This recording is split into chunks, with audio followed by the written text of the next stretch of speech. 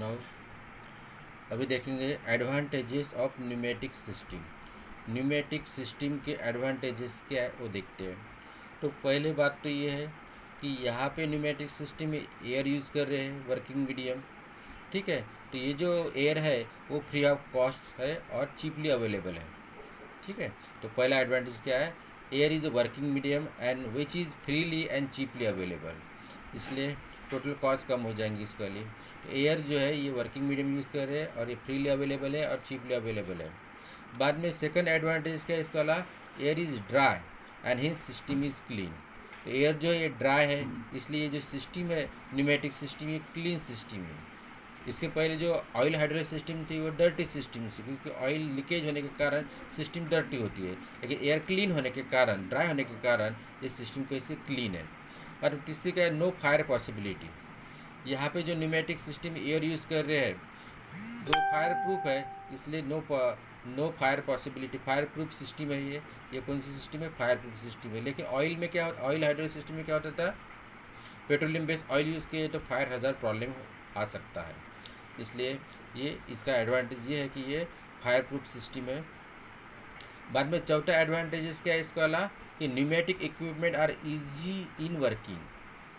जो pneumatic system equipment है वो इजीली वर्क कर सकते हैं, अपन इजीली वर्किंग कर सकते हैं, उसकी कॉस्ट लो है और having very little maintenance cost, और उसके मेंटेनेंस कॉस्ट भी कम है, ठीक है। ये फोर्थ एडवांटेज है। फिफ्थ एडवांटेज क्या है इसका वाला, कि यहाँ पे जो है नो रिटर्न लाइन नहीं है, रिटर्न लाइन नहीं है, in the circuit become less complicated. ये ओपन सिस्टम है, रिटर्न लाइन नहीं इसमें, तो यहाँ पे कॉम्प्लिकेटेड पार्ट नहीं है, तो ये लेस कॉम्प्लिकेटेड सिस्टम है। नेक्स्ट जो है यहाँ पे piping network is also cheap because air can be transfer to the light weight pipe also. तो यहाँ पे जो एयर है ये लाइट पाइप से भी अपन ट्रांसपोर्ट कर सकते हैं, इसलिए टोटल कॉस्ट भी कम हो जाएंगी। 6 इसका एडवांटेज ये है कि compress air can B store in air reservoir. ये जो कॉम्प्रेस एयर है ये अपन एयर रिसीवर में या एयर टैंक में अपन स्टोर करते हैं अंडर प्रेशर में। फिर अपन क्या करते हैं, hence when tank is full air can be use as when required, hence we can save the power. अभी जो कॉम्प्रेस एयर है वो अपन एयर टैंक में स्टोर करते हैं, एयर टैंक में स्टोर करने के कारण, ठीक है, अपने कॉम्प्रेसर रन करना बंद भी कर दिया तो भी कॉम्प्रेस एयर अपने को मिलती रहेंगी, तो सिस्टम चालू रहेंगी। इससे क्या होता है कि पावर सेव होता है। लेकिन हाइड्रोलिक सिस्टम में क्या होता है, पंप कंटिन्यूसली चालू रखना पड़ता है। लेकिन न्यूमेटिक सिस्टम में एक बार एयर टैंक फुल किया तो एयर सप्लाई, आपको कॉम्प्रेस एयर का सप्लाई चालू रहता है, इसलिए यहाँ पे पावर सेव होता है यहाँ पे, ठीक है, यहाँ पे पावर सेव होता है। तो ये हो गए advantages of the pneumatic system,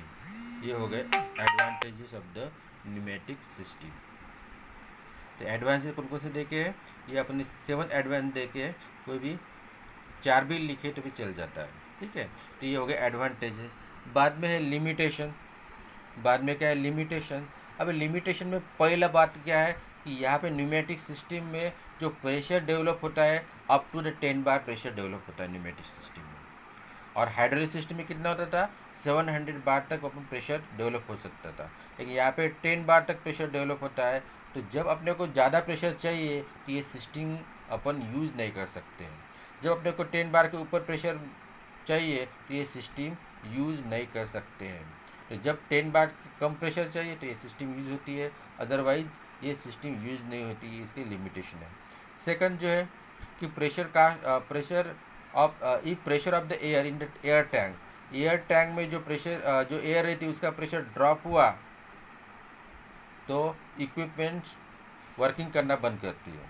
मतलब if the pressure of the air in the air tank drops below the certain limit the connected pneumatic equipment stop working. मतलब एयर टैंक में जो प्रेशराइज एयर रहती है, कॉम्प्रेस एयर जो रहती है, उसका प्रेशर ड्रॉप होता है तो सिस्टम काम करना बंद कर देती है। और ये जो सिस्टम है ये कॉम्प्रेस एयर पे वर्क करती है, इसलिए एक्यूरेट मोशन यहाँ पे पॉसिबल नहीं है, इसलिए सीएनसी मशीन में इसको यूज़ नहीं कर सकते। देयरफॉर सीएनसी मशीन में इसका यूज़ नहीं कर सकते। तो ये इसके लिमिटेशंस है। तो लिमिटेशन आपने देखे हैं, ठीक है, एडवांटेज भी देखे, लिमिटेशन भी देखे। अब देखते हैं एप्लीकेशन। तो एप्लीकेशन में क्या है कि न्यूमेटिक सिस्टम के एप्लीकेशन ये है कि जो न्यूमेटिक सिस्टम है ये यूज़ होती है ऑटोमोबाइल में एयर ब्रेक में। एयर ब्रेक में न्यूमेटिक सिस्टम यूज़ होती है। बाद में जो फूड इंडस्ट्री है, क्योंकि फूड इंडस्ट्री में एयर न्यूमेटिक सिस्टम यूज होती है। क्यों होती है? क्योंकि ये सिस्टम क्लीन है। ये सिस्टम क्लीन होने के कारण फूड इंडस्ट्री में इसका यूज़ होता है। बाद में थर्ड इसकी एप्लीकेशन है एयर गन में न्यूमेटिक सिस्टम यूज़ होती है, ठीक है, एयर गन में न्यूमेटिक सिस्टम वर्क होती है। उसके बाद में थर्मल स्प्रे कोटिंग में इसका यूज़ होता है। थर्मल स्प्रे कोटिंग जो है उसमें इसका यूज़ होता है। बोरवेल ड्रिलिंग जो है वहाँ पे न्यूमेटिक सिस्टम यूज़ होती है। और लास्ट में जो इसका एप्लीकेशन है हाइड्रोन्यूमेटिक प्रेस मशीन में इसका यूज़ होता है। एप्लीकेशन तो बहुत सारे हैं लेकिन 6 अपन लिखे हैं।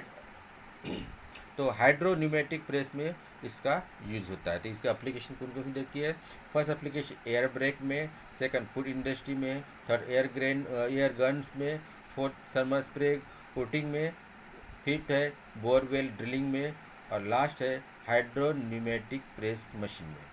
तो टोटली ये चैप्टर एंड हो गया है। इसके advantages, limitation, application, actual working diagram सब अपने देख लिए हैं। ओके।